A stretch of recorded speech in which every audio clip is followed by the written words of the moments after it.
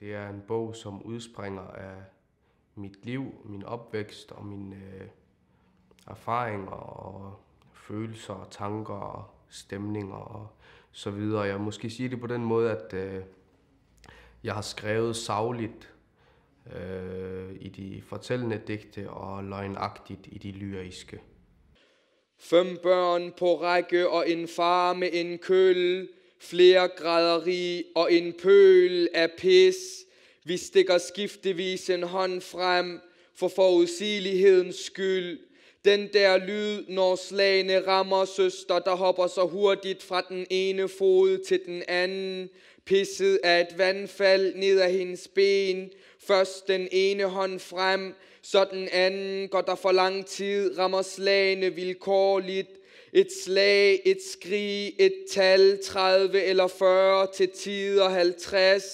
Og et sidste slag i røven på vej ud af døren. Han tager bror i skuldrene, retter ham op, fortsætter med at slå og tælle. Jeg kigger ned og venter på, det bliver min tur.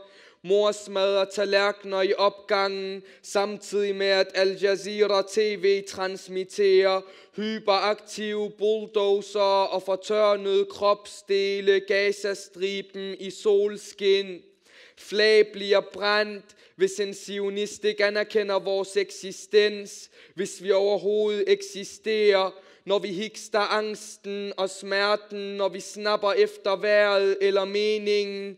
I skolen må vi ikke tale arabisk, derhjemme må vi ikke tale dansk. Et slag, et skrig, et tal. Jeg ser nogle digte som et opgør eller et oprør, eller hvad man skal kalde det, med min opvækst og med visse ting. Jeg viser min utilfredshed, og jeg fortæller, hvordan det har været at vokse op. Men jeg vil ikke konkretisere det, og hvad skal man sige, putte det i en kasse, der hedder, at hele bogen er et opgør, er et forældreopgør. Ligesom jeg ikke vil tage hele digtsamlingen og kalde den islamkritisk, eller tage hele digtsamlingen og kalde den systemkritisk, eller tage hele digtsamlingen og kalde den knækprosa, eller tage hele digtsamlingen og kalde den fin lyrik. Jeg ser det som, at det er en digtsamling, ja, som har forskellige aspekter, handler om forskellige ting, kredser om forskellige ting. Der er vrede, ja, der er også sorg, der er også glæde, der er også humor. Der er ikke noget, som du på den måde... Jeg vil i hvert fald ikke beskrive min bog som noget at sætte et mærkat på og kalde det et forældreopgør, eller et generationsopgør, eller et opgør med religion. Eller. Det handler om mange ting, men selvfølgelig, hvis man i medierne skal vinkle bogen på en specifik måde, således at den passer i forhold til ens egne politiske dagsordner, så kan man godt for eksempel kalde den islamkritisk, hvis det er den dagsorden, man har lyst til at føre. Den fromme, nu beder han sine bønner i Grimhøj moskeen og knæpper en dansker på havnen. Han har stjålet mors inventar og smidt hendes tøj ud af vinduet. Han udsteder et forbud, så nu ses vi i smug, når det ringer ud til frikvarter. Jeg ved ikke, om man kan spørge, hvor kommer den kraft fra, hvis der overhovedet er tale om en kraft. Jeg ved ikke, hvad du mener, når du siger kraft eller dynamik. Jeg kan godt se, at der måske er noget i bogen, som er drevet af nogle forskellige ting.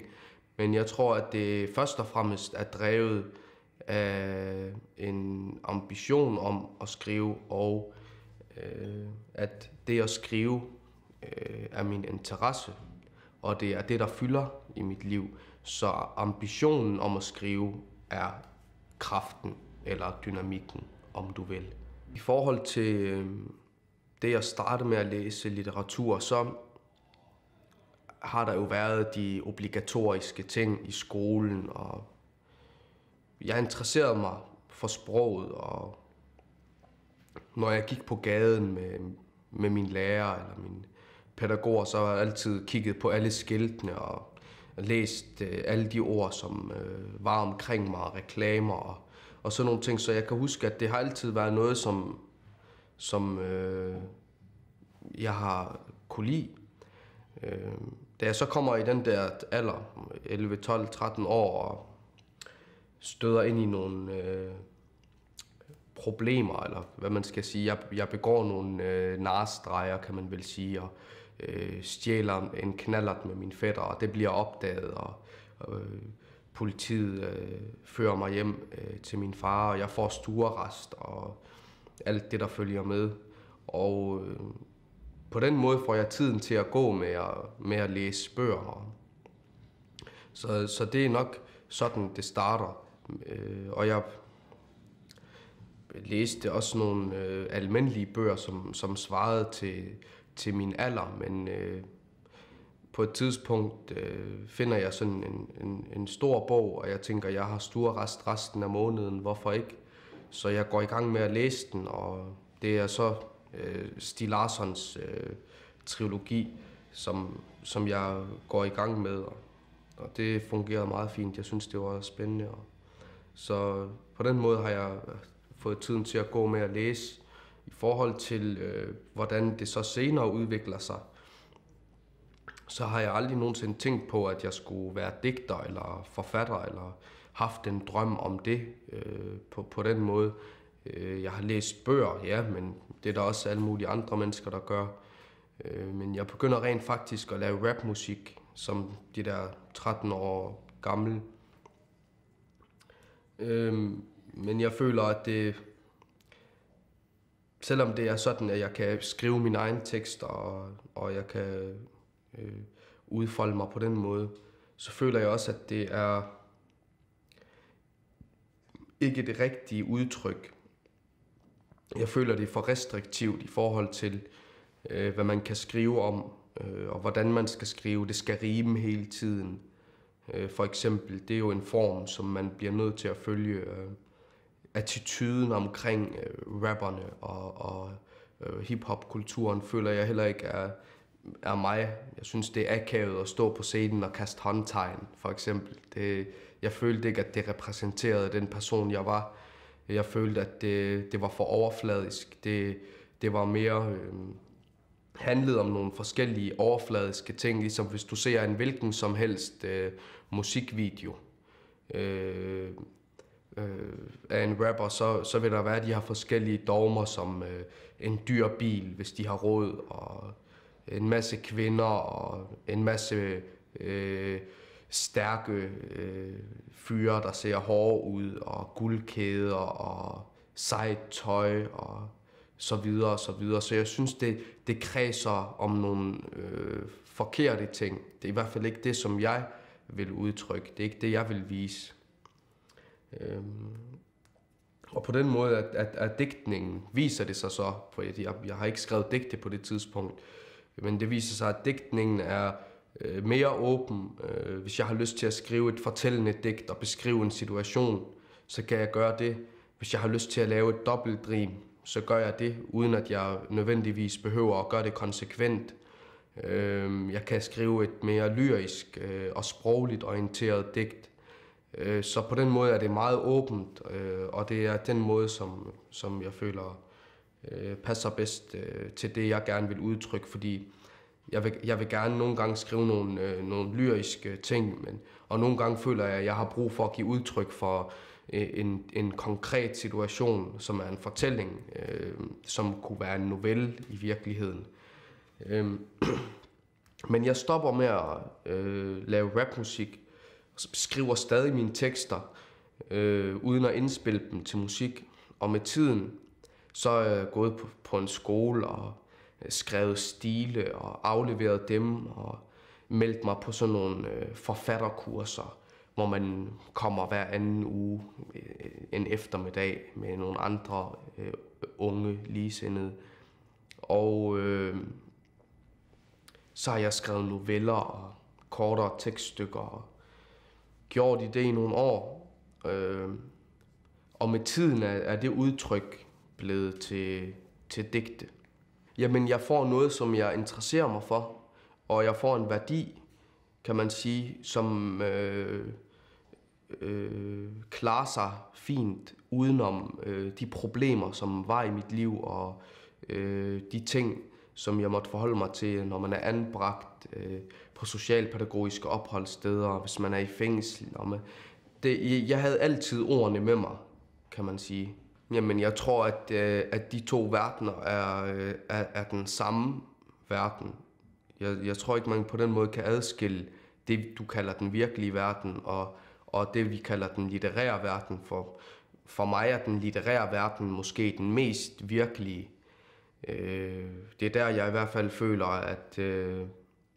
at jeg har noget at sige, og at jeg lærer noget om livet og om verden. Det gør jeg gennem litteraturen, og jeg prøver at kanalisere det, jeg ved om verden, gennem litteraturen. Jeg plejer at sige, når folk spørger mig, hvordan hænger det sammen med kriminalitet og litteratur. Og jeg tænker nogle gange, når man tænker på de der fine finansmænd i jakkesæt, som tjener en masse penge og har et anstændigt job, og så lige pludselig så bliver de taget for svindel eller et eller andet. Jeg plejer at sige, at ligesom man som litterat eller som digter eller som bankmand ikke er udelukket fra kriminelle handlinger, så er man som kriminel heller ikke udelukket fra litterære kvaliteter og aktiviteter. Så for mig handler det om interesse. Altså, hvad interesserer man sig for? Hvad vil man gerne arbejde med? Det 6. opholdssted. Statsløs og restløs i en fremmed mands sofa, med en blød pakke i skødet og visioner folk ikke kan se på afstand. Du har aldrig fået julegaver før, men en dag bliver du anbragt først det ene sted, så det andet. Du danser om træet som en dansker, får tilbudt svinekød til måltiderne, men er en smule skeptisk. Næste jul modtager du et statsborgerretsbevis underskrevet af Birthe Rønn Hornbæk. Så hvad skal du længere med en omskåret pik og et svineforbud? Du aner det ikke, og selvom du endnu ikke er faldet helt til ro, er det heller ikke en undtagelse det år er der udsigt til flere gaver og mere pædagogisk nærvær i form af magtanvendelser i Johannes V. Jensens by. Kommunen får hvad de skal have for pengene. Du er begyndt at spise bacon og tager kun i moskeen, hvis din mor giver dig penge for det. Din far græder, og din onkel ringer kun, når du laver røveri med hans søn. Dine fætre ser du hos pusheren eller gennem hegnet på Djursland, når I sidder på hver jeres afdeling, omgivet af pædagoger, som egentlig er dørmænd. Jamen, jeg har været vred over, når jeg tænker tilbage på forældre, som tager friheden fra deres børn. Friheden i hverdagen til at lege på legepladsen, for eksempel små ting, til at have en mobiltelefon eller sådan nogle ting, men også friheden til selv at danne sig et billede af verden og et billede af religionen. Jeg er vred over den vold, som jeg har oplevet fra forældrenes side, og som jeg ved også mange andre unge har oplevet. Ikke kun i den, den underklasse, hvor jeg voksede op i med muslimer og indvandrere, men også i den etnisk danske underklasse. De ting, jeg taler om, vold, kriminalitet, svigt, religiøst hykleri og så videre, er jo ikke noget, som har en farve eller en etnicitet. Det finder du også i den danske underklasse og i andre miljøer. Men grund til, at jeg ikke taler om den danske underklasse, eller om Jehovas vidner, eller om jøderne, eller om de andre, det er, fordi jeg kommer fra den her underklasse, som jeg nu engang kommer fra, og ikke fra alle mulige andre miljøer. Så jeg prøver at tale om det, som jeg ved noget om, og det, som jeg har set. Og det føler jeg ikke, man kan bebrejde mig for. Jeg er vred over det hykleri, som forældregenerationen udviser ved at flygte til et land for at få hjælp, fordi at man har det dårligt og svært i det land, man kommer fra. Og når man så kommer til det her land, så betragter man det som en vantro stat, og man betragter befolkningen som nogle vantro mennesker, en slags undermennesker, som i sidste ende bare skal i helvede. Man svindler staten for sociale ydelser og så videre, og det er en del af hykleriet, men det er også hyklerisk at slå sine børn, for eksempel. Jeg tror ikke, der er nogen religioner, som går ind for, at man skal udøve vold mod sine børn eller mod sin ægtefælle. På den måde er der meget hykleri, men også den slags hykleri, som min egen generation, folk på min alder, udviser,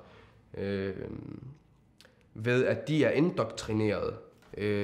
De ved kun, hvad de har fået at vide af deres forældre, og sådan var jeg også på et vist tidspunkt i mit liv. Jeg troede også, at alle de andre mennesker var vantro, og at de skulle i helvede, og at jeg skulle i himlen. Altså den uforsonlighed og den slags patent på sandheden, som mange religiøse udviser, har jeg svært ved at forholde mig til. Jamen, det tror jeg helt sikkert også. Det har været en halvhjertet velkomst. Og jeg tror også, at systemet har begået nogle fejltagelser i forhold til, hvordan man har modtaget de her flygtninge. For eksempel, når man tager imod en masse flygtninge med traumer og forskellige problemer, og placerer dem alle sammen det samme sted. Jeg har hørt, at man i Sverige for eksempel har placeret en masse flygtninge i en forladt landsby, som svenskerne har forladt, fordi der simpelthen ikke er arbejde.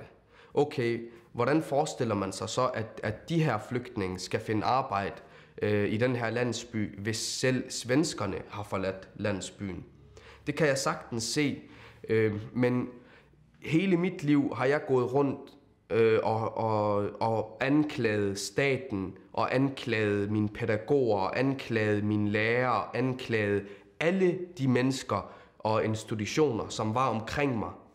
Men når jeg tænker over det, hvem er det så, der har forårsaget mine problemer? Er det staten, der er skyld i, at min far har slået mig? Er det statens skyld, at min far har indoktrineret mig religiøst til at tro, at jeg er perfekt, og alle mennesker er uperfekte? Det tror jeg ikke er statens skyld.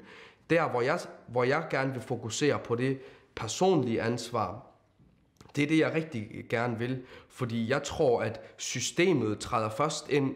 Du bliver først tvangsfjernet og anbragt på en institution, hvis der er gået noget galt i relationen, hvis der er gået noget galt i hjemmet. Så jeg prøver at se, hvor er det problemerne egentlig først har været. Det kan godt være, at jeg har fået bank på en institution. Det har jeg også kritiseret i mine digte. Ja, det har jeg også fortalt om. Så det er ikke en entydig kritik af mit bagland og af den religion, jeg kommer ud af. Men hvis jeg nu havde haft en ordentlig far og haft nogle gode vilkår, så var jeg aldrig endt på en institution. Om der er en specifik voldskultur i islam, det vil jeg ikke sige.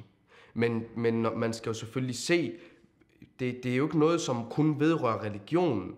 Du må også se på den sociale kontekst, som de her religiøse mennesker er havnet i. Du må også se på den kontekst, deres baggrund indgik i.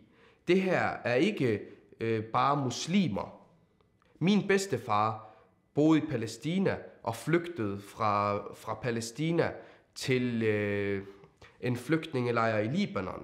Han har set krig, så det er en muslim med krigstraumer, som flygter til en flygtningelejr i Libanon, og hans kone føder muslimer, som er muslimer, der er født i en flygtningelejr. Og de oplever også nogle ting i den her flygtningelejr.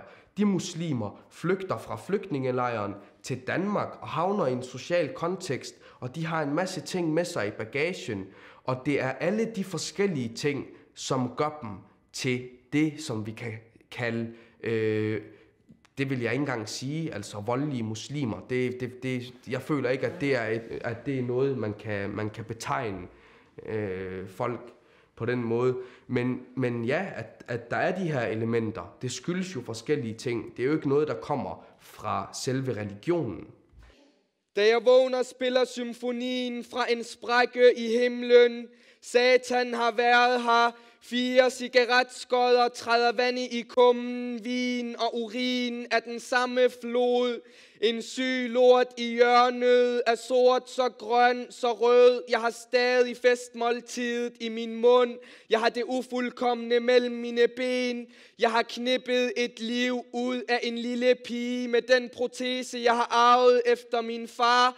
Jeg mærkede blodet. Jeg opgav dagens krystal og håbede til højre for mig. Jeg søgte ly for menneskeheden. Jeg spiste dagens måltid i et hul. Jeg tog storhedsvanvid til mig. Jeg dukkede mig for regnen som en anden idiot. Jeg nedskrev synderne og sendte dem til korrektur hos profeterne. Jeg frigav synderne samvittigheden, som er råden, som min hjerne, som må være en forbryders. Jeg leder stadig efter min forhud, indtil jeg finder den. Må jeg bruge protesen, som om den var en pik. Jeg vil finde den sidste stump af mit rådne jeg, og jeg vil sy den på. Jeg vil snyde Allah igen. De håndsmykker, jeg bærer, af dem øvrigheden bringer med sig. Jamen, det er fordi, at jeg føler, at først og fremmest, jeg har en ambition om at skrive digte. Det er drivkraften. Og i litteraturen har jeg haft nogle behov for at give udtryk for nogle forskellige emner og ting, jeg har oplevet i min opvækst. Så det er en blanding af en, nødvendighed for kreativitet og nødvendighed om at belyse visse ting, som ikke gavner hverken det danske samfund eller mit bagland. Først og fremmest vil jeg sige, at jeg sympatiserer ikke med nogen højreorienterede ekstremister. Jeg foragter Dansk Folkeparti og deres højreorienterede politik, og folk, der fører en politik, som ligner deres, lige så meget som jeg afskyer radikale islamister. For mig er der ikke nogen forskel på højreorienterede idioter og radikale islamister. Det er 2 slags ekstremister på hver deres side, som holder samfundet som gidsel. Når det så er sagt, så har jeg ikke noget at skulle have sagt i forhold til, hvem der læser min bog, fordi det er et produkt. Du kan gå ind i en boghandel, om du er murer, eller om du er pædagog, eller om du er højreorienteret, eller om du er muslim. Køb min bog, læs den, og så kan du fortolke den lige som du vil. Og det kan jeg ikke gøre noget ved, og jeg kan heller ikke kontrollere læserens associationer. For det kunne være dejligt. Hvis jeg kunne det, så ville min bog være blevet modtaget med glæde, og den vil blive modtaget med en stor dialog og med forståelse fra muslimerne, og det vil tænke, tak fordi at du har påpeget vores problemer. Det vil vi gøre noget ved, hvis jeg kunne kontrollere læserens associationer. Men fordi jeg ikke kan kontrollere læserens associationer, så er det ikke mit ansvar, at jeg for eksempel får dødstrusler. Og så er det heller ikke mit ansvar, at jeg for eksempel bliver brugt i en dagsorden af Dansk Folkeparti, eller andre, som mener, at jeg passer ind i deres verdensbillede, selvom at jeg personligt mener, at jeg ikke har noget med dem at gøre, og ikke ligner dem på nogen som helst måde. Det er jo lidt ligesom, hvis du går ind i et supermarked og køber en ost, om du bruger den ost på din pizza, eller du bruger den på kødsovs, eller en helt anden madret, det er ikke ostens problem.